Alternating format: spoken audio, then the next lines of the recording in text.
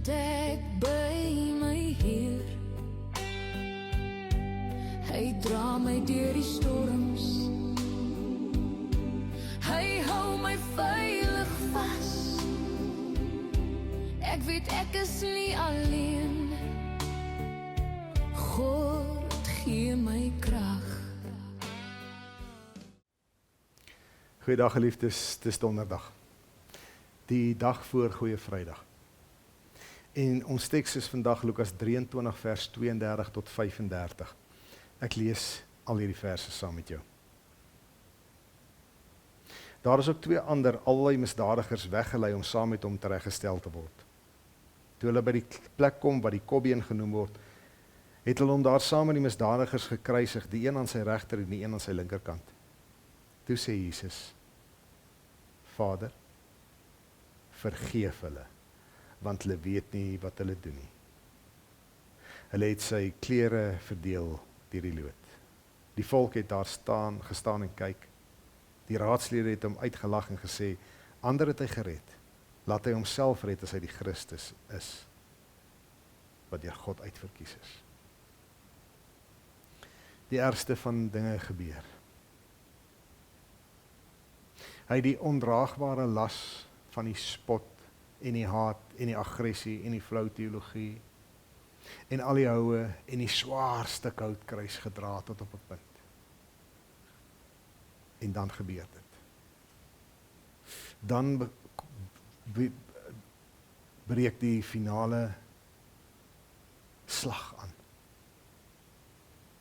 En wat sê hy? Vader, vergeef hulle, want hulle weet nie wat hulle doen nie. Kind van die Here, jy moet dit vandag mooi hoor. Vergeef hulle.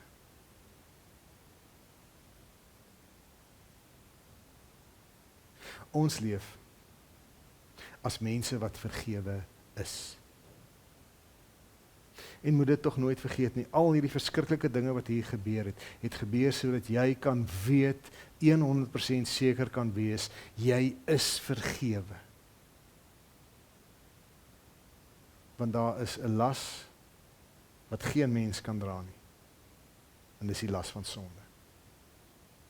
Saam met sonde gaan skuldgevoel. En saam met skuldgevoel gaan onsekerheid. Is ek gered of nie? En vandag kom sê Jesus, as ons hierdie woorde lees, bring nou jou las en laai dit eens en vir altyd af. Want die gebed in die hart van Christus is vergewe hulle. Selfs die wat besig is met moord. Selfs die wat besig is om dinge te doen wat ten hemele skreeu, wat vir ons half onvergeefbaar klink. En Jesus sê, vergewe hulle. Want hy wil nie hê hulle moet met die las van sonde of die las van skuldgevoel leef nie. Besef jy vandag die wonder hiervan? Dat dit gedoen is, dat hy dit gesê het, sodat ook jy vandag weer sy woorde kan hoor en maak nie saak wat die sondelas is wat jy dra, wat jy aanhou dra, nou al 'n jaar lank, nou al 10 jaar lank, nou al jou lewe lank, dit pas nie by jou nie, hy wil dit nie by jou hê nie, en hy het alles hierdie gedoen, sodat jy daarvan ontslae kan raak. Jy moet nie hom verder laat lei, deur vas te hou aan jou sondelas nie. Dit lyk so baie keer vir my, asof mense so half trots is, oor hulle sondelas van jare terug. En hulle dra dit saam. Dis nie ons identiteit nie, dis nie wie ons is nie, dis nie wat Christus kom doen het nie, dis nie hoekom ons lydenstyd vier nie, dis hoekom ons môre Goeie Vrydag gaan vier nie. Juist dit het tot 'n einde gekom. Hierdie lasdraery, die sonde lasdraery, met al die skuld wat daarmee saamgaan. Weet dit dan nou opnuut vandag, my boetie en my sussie. Jy is daarvan bevry. Laat Christus dit vandag weer van jou skouers afhaal, by sy kruis neersit. En dat jy aangaan met 'n goeie, verligte, verloste, vrygespreekte lewe, vol dankbaarheid en vol hoop. Shalom. Ek is nie alleen. God gee my krag. 'n nuwe dag, 'n nuwe lied. Ek prys die Here. Hy is my lewe, my hart kan sing, my tong getuig, my Heer is goed, ja, hy is groot.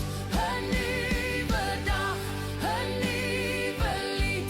Ek prys die Here. Hy is my lewe, my hart kan sing, my tong getuig, my Heer is groot. Ek hef my hande om die naam te prys. Dankie vir die gawes wat ek elke dag